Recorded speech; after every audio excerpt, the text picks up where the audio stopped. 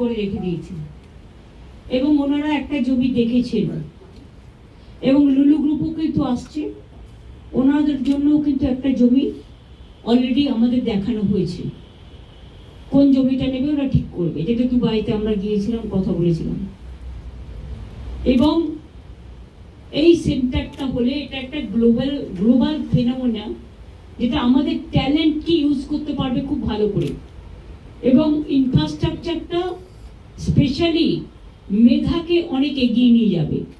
কারণ আমাদের ছেলেমেয়েরা খুব talented, there skill is very good, আইটিও তাদের খুব ভালো, তাদের technically they are very sound.